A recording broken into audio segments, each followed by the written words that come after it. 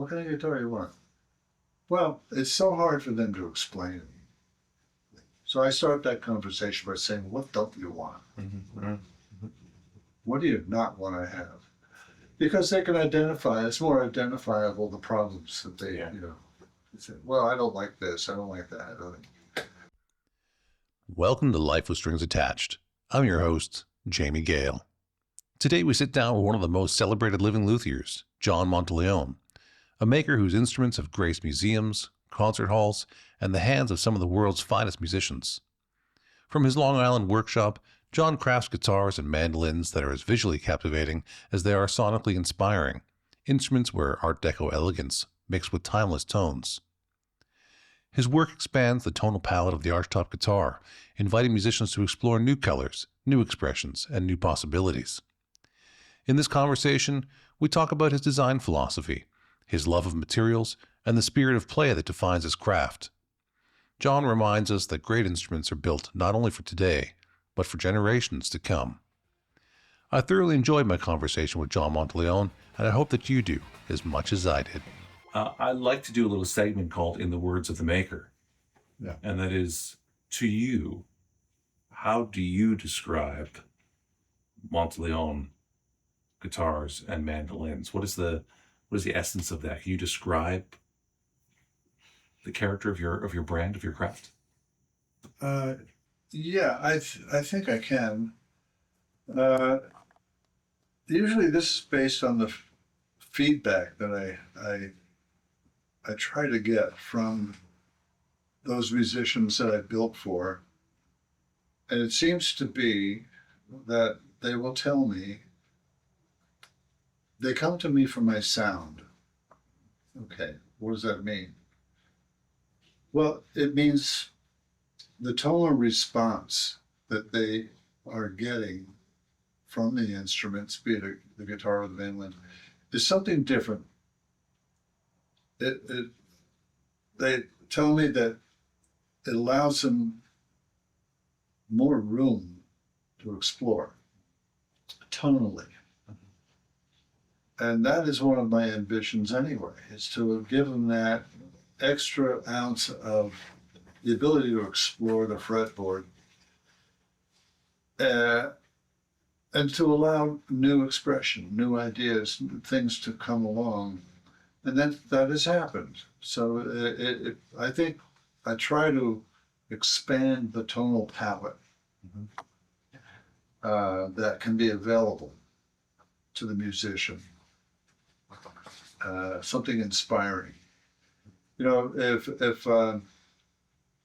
if you hand the guitar to somebody and they have trouble putting it down, this is a success. They keep gravitating, picking up the guitar again. And that's what I watch for. It's like I'll hand them something and just see what they do with it. And it's the same thing too. I have the opportunity that I can invite a client to come and play my guitars and even play the one that I'm building them, like that one in the white that has no finish on it yet. But I always string my instruments up without finish before I finish them, because then I can make minute adjustments tonally if I have to, or maybe recarve the neck or reshape it. So I have them, if I can get them, come and play it. Just sit down, hang out, play it. And then they'll formulate an opinion about it. So that's important for me to give them that opportunity to dial it in. Because if you ask somebody to describe to you, what are you looking for? What do you want? What kind of guitar you want? Well, it's so hard for them to explain it. So I start that conversation by saying, what don't you want? What do you not want to have? Because they can identify, it's more identifiable, the problems that they say, well, I don't like this, I don't like that. It's harder for them to describe the shape of a neck. So it's that process of working with the customer, being close to the customer. We have the advantage of being JPEG'd in the process.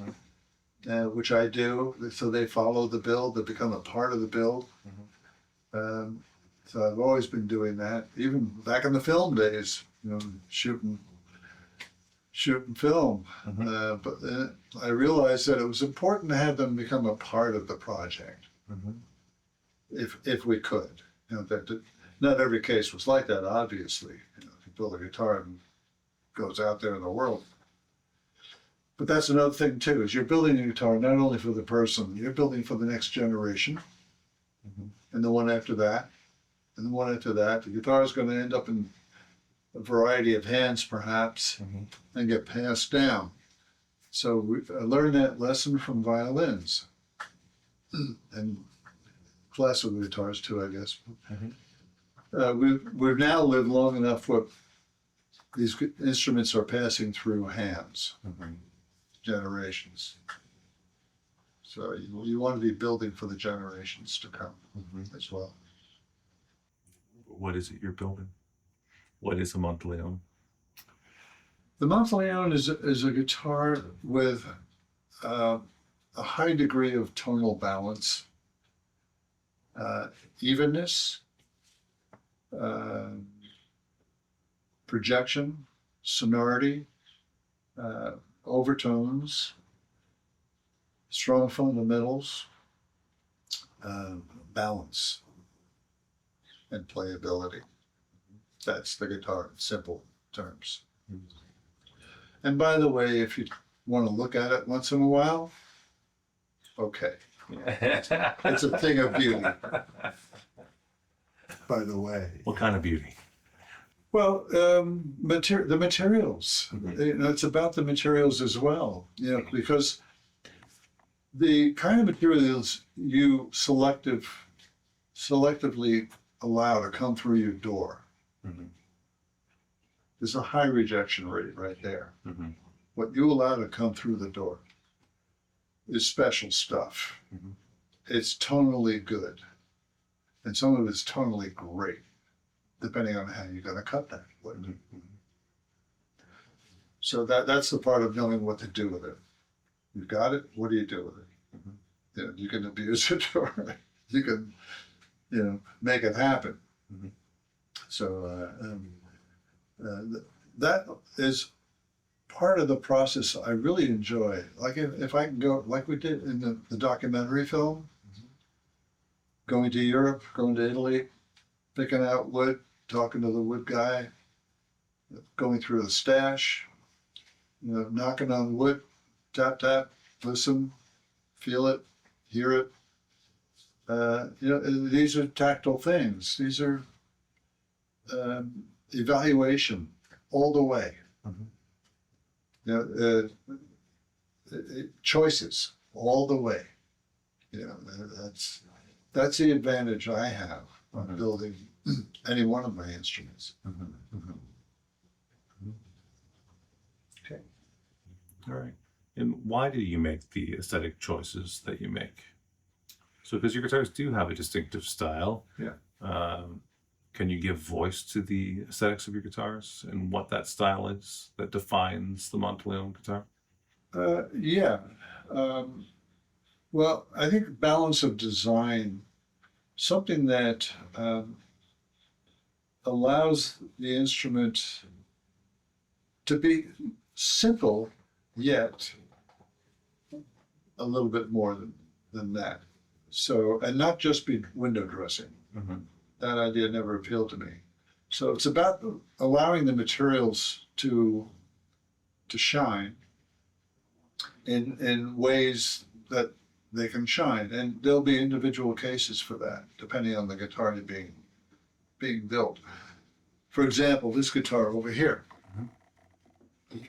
This is an order for a Radio City. And thematically, the guy likes black. He liked black-faced guitars. So this is going to be a black-faced Radio City. He also happens to love mahogany. So he wants the guitar built of mahogany. So I've located some sinker mahogany that's ridiculously beautiful. And that's going to go into this guitar. And so there's a mahogany neck on it already. But the ornamentation on it had to also be unique. So how do you make a standard Radio City model unique? Okay, well, the materials allow them to say something. In this case, the theme is ebony and ivory. So here's the ebony. The ivory part comes from my piano. So I just had my piano rebuilt by Steinway. And I had them give me the ivory keys, the key tops off of that. My piano. So I collected them. They sent me a bag of my ivories. Here they are. And all the inlays here. So it's ivory, mother of pearl, yellow pearl. Cedar Creek Custom Case Shop is your premier fretted instrument custom case maker, and we invite you to create a musical instrument case unlike any other, one that's unique to you. Every Cedar Creek custom case is hand-built by highly skilled craftspeople using only select woods, Providence Forge hardware, and premium instrument-friendly materials. At Cedar Creek Custom Case Shop, we are dedicated to helping you design the case of your dreams. Find out more at cedarcreekcases.com. And same with all those pieces there. Yeah. So yeah, you take an idea, a spark of an idea, and you weigh it out to evaluate it. Is it possible? Like the Chrysler building idea. Is it possible? No, it wasn't possible at the time. But I thought about it. Now and then. How do you do that? Yeah. And how to make it work sensibly. So here's an example of making an idea come together sensibly. Yeah, until the next project comes along. Yeah. Yeah. Are you, at the risk of offending or being impertinent, are you intentionally trying to not use the word Art Deco with your guitars? Oh, no. Because your guitars are very strongly Deco influenced. I mean, you're in New York. No. And it seems like the low-hanging fruit to me, John, when describing part of the character of Monteleone. Yes. I love Art Deco. I think it's the one art that is playful enough to bring the user into it. We see that with all the commercial products that were designed with Art Deco in mind. Radios and washing machines and all the rest of it. Back in the 30s, actually in the 20s and 30s, into the 40s, into the 50s, etc. And I always liked that idea. Now, I liked it for the guitar, maybe the mandolin too, but the guitar, because it lent itself to straight lines and curves. Which is a normal architecture for the guitar. It's straight lines and curves. So if you arrange them in a balance, you can make a design work in your favor. And then I bring in materials that are interesting too, from mother of pearl to, in fact, I use sterling silver on the first Four Season, mother of pearl and sterling silver on that. And you find different kinds of materials that would lend themselves sensibly to lay out the theme, to amplify the theme. And that was the idea inside the guitar, being able to look into it like an Easter egg. You could see something. You have a whole new canvas in there that you can enhance the thematic idea of what's going on outside the guitar and bring the two ideas together. So it's having fun with it, really. It's not a job of work. It's like, that's interesting. That's pretty cool. And it gets exciting. And at night I could be lying there, or not often, but I'd be lying there, and something would just go, wow, bang. Yeah. And you just grab the wheel and go with it. Yeah. Yeah, I think if we remove the deco aspect from your instruments, that we wouldn't recognize them as your instruments anymore. Yeah, no, I learned early on because my earliest guitars, not that one there, the archtop, but Yeah. I made an archtop for actually from Michael Katz, and he loved vine inlay fretboards, and some of the classic stuff, especially off of some of the fancy banjos Yeah. back in the day, that kind of thing. And I did one for him, and I think I did one. No, I did one for another guy, and several other really intense vine inlay boards. I'd done them. But when he asked me to do this one on this archtop guitar I made for him, I wrestled with it. I brought myself to saying no. How am I going to tell him no? I can't. I'm not going to do this.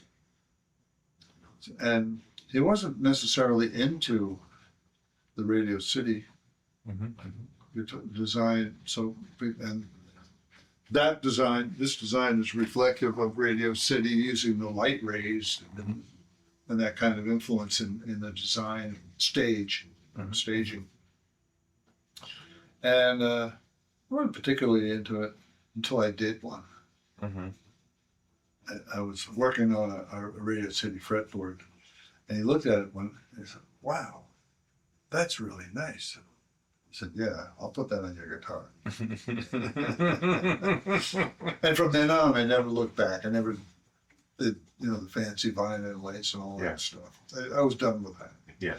That was somebody else's thing to do. And that's one of the things I learned long ago. Why make something that somebody else can do? Why make an F5 anymore? Well, they can go out and buy an F5, but they can't go out and buy a grand artist. Yeah. So to me, one of the things that is so pleasing about the Deco period is it's this sort of coming together of the world of the machine and man. And there was this balancing of humanity in this mechanical, new industrial sort of era. And you would often see these very hard geometric lines then with a person, and they would be more chiseled than normal, but often there'd still be these flowing lines from it. You would see women from this period, these long flowing dresses, but yet they would be there with a greyhound or something. The greyhound was very angular. There was this juxtaposition between. You're talking about my father's art. Yeah, okay. So this is how you grew up, and this is what you get when you mix, the scroll of an F5 in with the angular deco sort of moments. We see it with the juxtaposition of these two headstocks side by side here, is we see the softness of the circle and the moon, but we see the hard lines that are beside it there of the beak of the swan as well. And that to me is what makes Deco so pleasing. It's not just geometric shapes, something more Arabic perhaps in that way. It's the blending of humanity and the industrial future world at the time. Right. I'm voicing it correctly. Is that making sense to you? Oh, exactly. I mean, the Art Deco line is plastic, meaning it's shapeable and conformable, easily conformable to commercial product, be it a radio knob or the dial or the screen of this, that, or whatever. Just it allowed itself the plasticity to shape and mold into something tangible, but enjoyable for the eye as well as to touch. So it lent itself so easily to commercial application. Yeah, and there was a confidence to it.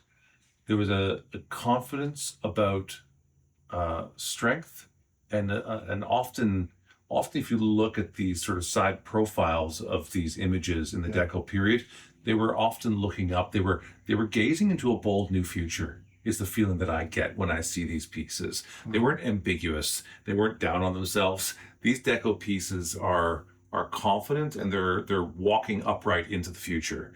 And that's well, today, honestly, it feels like we need a little more of that surety of who we are, what we want in the future. And it was, yeah, it was confident and unambiguous. Right. Yeah. Right. Yeah, that was very expressive, of course, but hopeful. The expressions, Yeah. The posing, but imaginative, yet sort of in a gentle way distorted. Mm-hmm. There's some slight distortion, but there's a lot of realism at the same time. Mm-hmm. So the way that these architects would approach it, I mean, that was the Beaux-Arts training my dad did. Mm-hmm. And his uncle, same thing. This space is normally reserved for brands who make stories like this possible, like the Dario and the Cedar Creek Custom Case Shop. If your company belongs in this conversation, let's talk.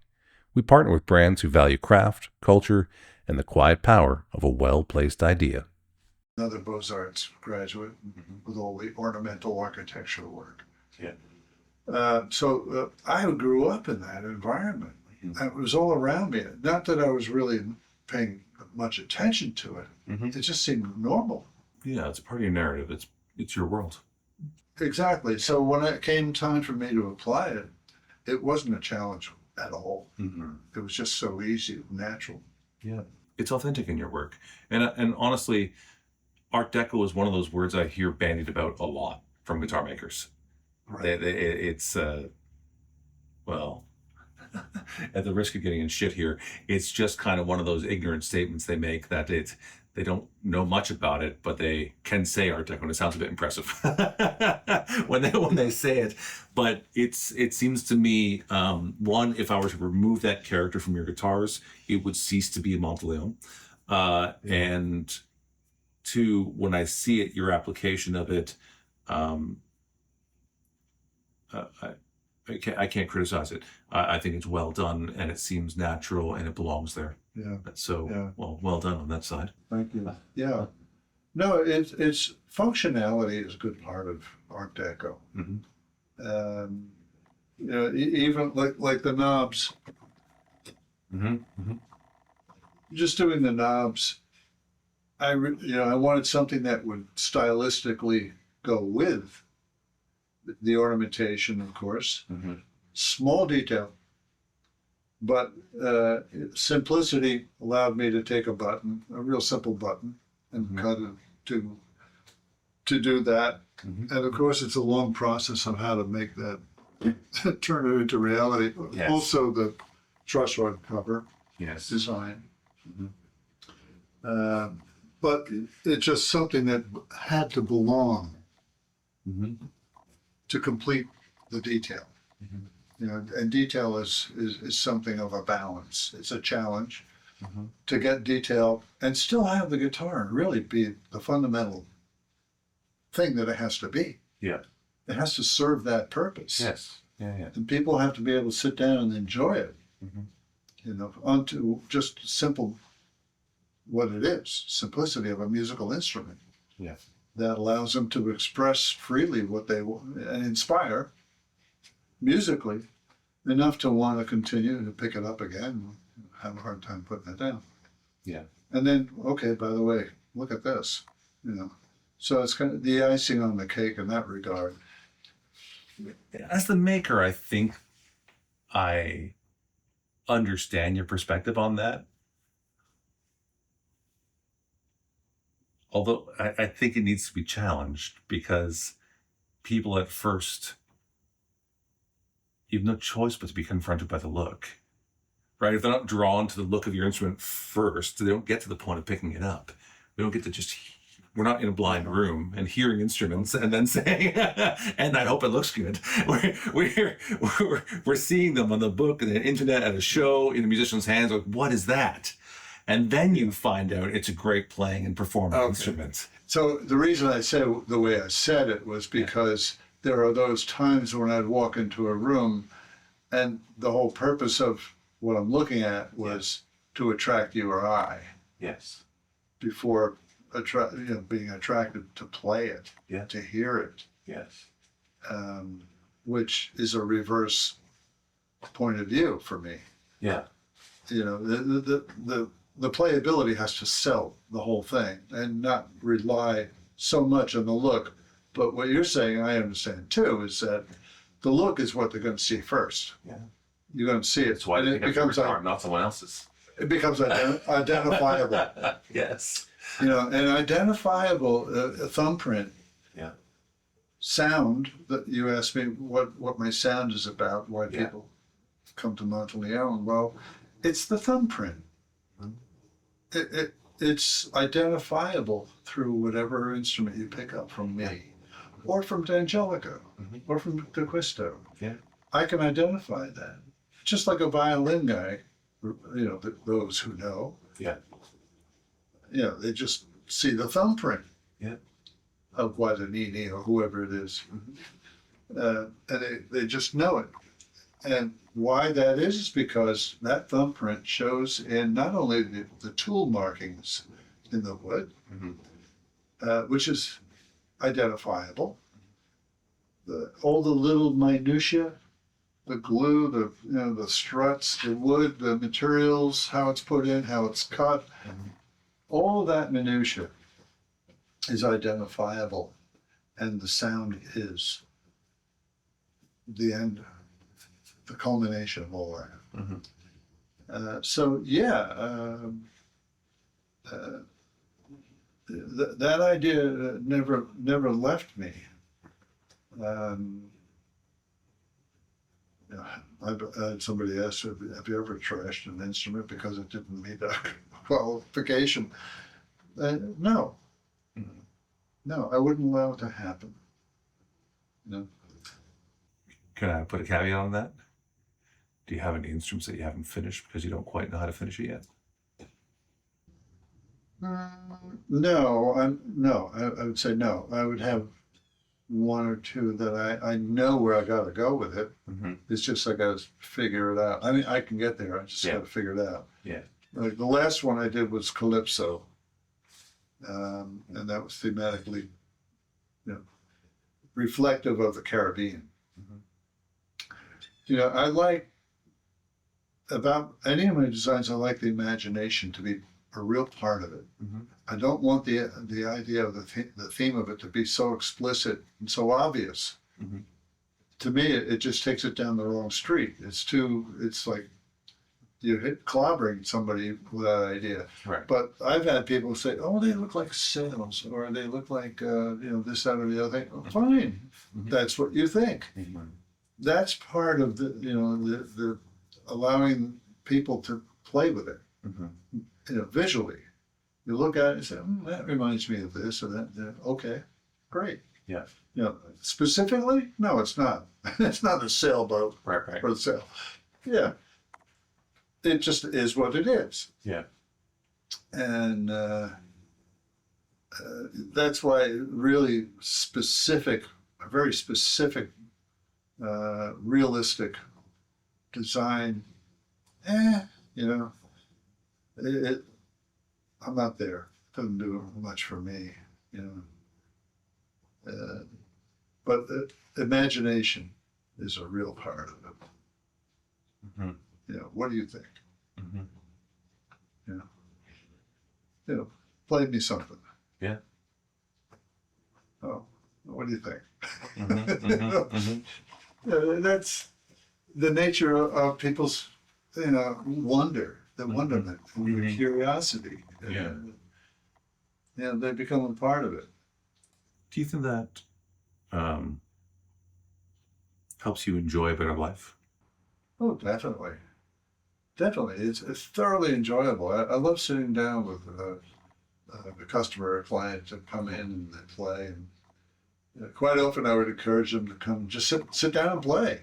You know, you don't have to buy anything from me, order anything from me. We just sit down and we make music. Yes. I've done that in all of my shops, going back to the beginning. Yeah. I'd have guys come in, they'd sit down and pick up a guitar and play, bring a D'Angelico or something else or whatever, Takamine, I don't care what it is. As a guitar builder and a player, you have a sense for when something's working right. That's why so many of the world's best trust D'Addario. Unmatched tone, perfect intonation, and strings made to the tightest tolerances in the industry. That reputation is no accident. It's the result of 400 years of being obsessed with quality and innovation. D'Addario, when you know, you know. And it just make music. Yeah. That's what it's all about. That gratification, satisfaction, get a smile. Yeah. Yeah. I saw a short interview of yours not so long ago. There was a showing of your work here on Long Island at a museum of some sort. Yeah. I don't remember what the museum was, but there's a moment towards the end of the interview where you're looking around the museum and you express, I won't get the quote here exactly, but you effectively express, I just hope someone's going to play these. Because they were all in glass boxes, on display somewhere. And do you struggle with that? So let me support that just a little bit.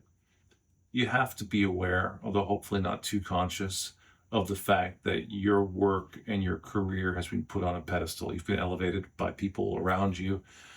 There have been documentaries made about you. You've had museum showings. Your work is in important museums at this point in time.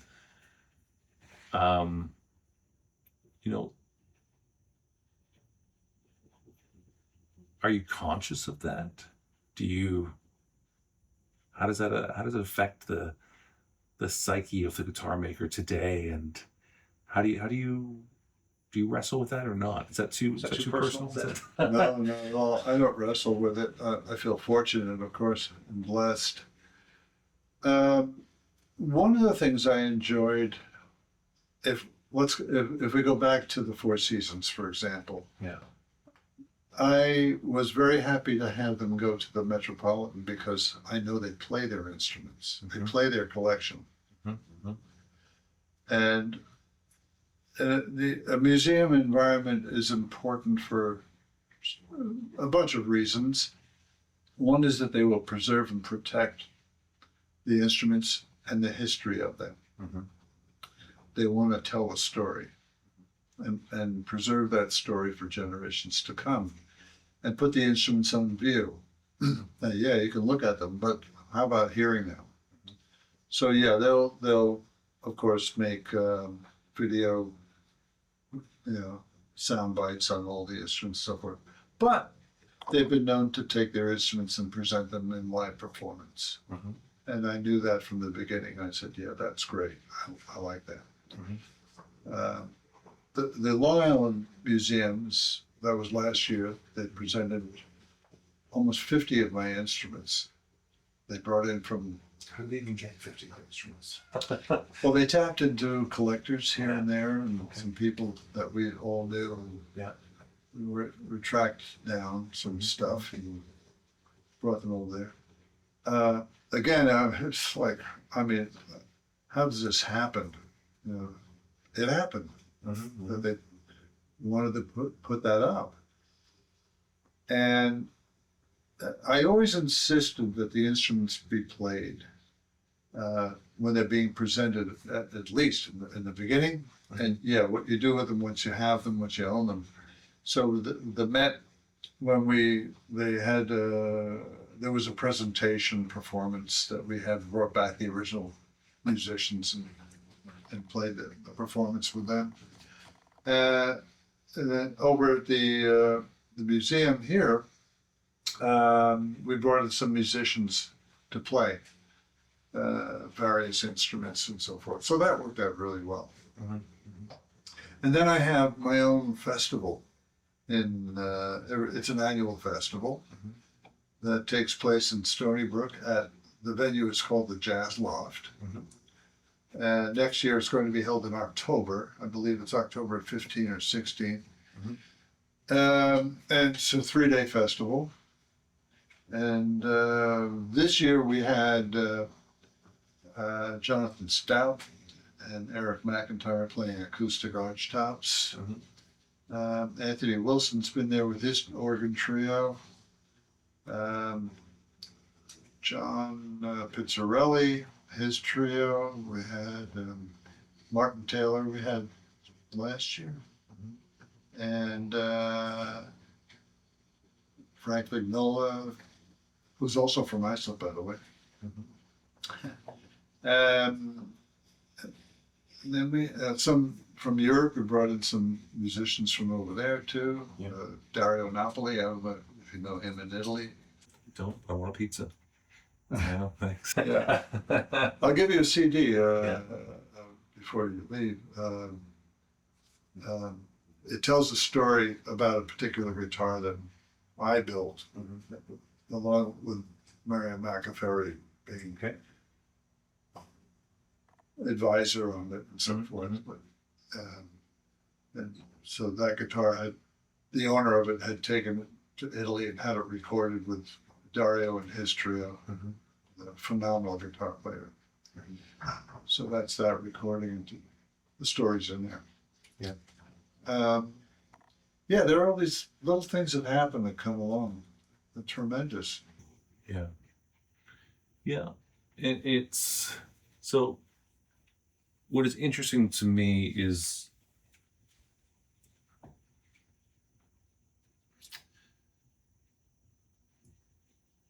I'm struggling to find a better way to say this, so I'm just going to say it the way I can say it, is that you just seem to be okay with it all. And I got to tell you, many guitar makers are conflicted people. They're conflicted with many things, and one of the things is value. They're conflicted with the value of their instruments, often because they can't afford to buy their own instruments. Should they? Should they have to? That happens, yeah. They're simply often. I don't want to say tortured souls. I just mean that they have a hard time expressing themselves in these moments because something is unsettled for them. And John, you don't seem unsettled. You seem to be very okay with the world, with your craft, with the value, with the attention you've received. It doesn't seem like it's gone to your head. You seem to have handled it all very well. And I don't know if any of that sounds familiar to you at all, or if you recognize that it's different for other people. But I've enjoyed this conversation, and I'm pleasantly surprised at, not to say that every other guitar maker is unhealthy, because I don't mean that at all. I have lots of good friends who are well balanced. But the point is that you seem to be, that's what I'm going to walk away from this conversation going, is that John Monteleone has had a good life. He's grateful for the moments that have happened. They haven't gone to his head. He is still excited to be making guitars every day. You've expressed very little negative sentiment to me at all during the hours we've now spent together. And it's been a pleasure. Thank you for having us here and for being willing to open your workshop and your life. It all goes to a great little story, I guess, a great feeling. I've met some of the most wonderful people, have great friends, great acquaintances. The enjoyment factor is on a high level because the response that I get from people, how they feel about the instruments. And, the community of guitar makers, luthiers, is a good one. It's a very happy one, I think, generally speaking.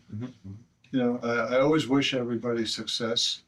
And they do what they do and have great clientele relationships and have a successful career. That's fine. There's something for everybody.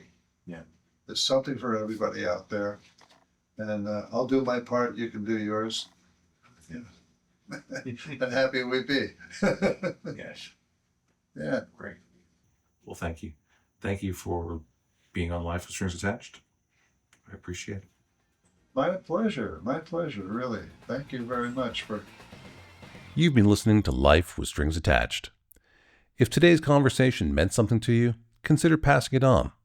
These stories find their place through the people who share them. A new episode comes out every Friday, right here, wherever you're listening. I'm Jamie Gale, and thanks for listening to Life with Strings Attached.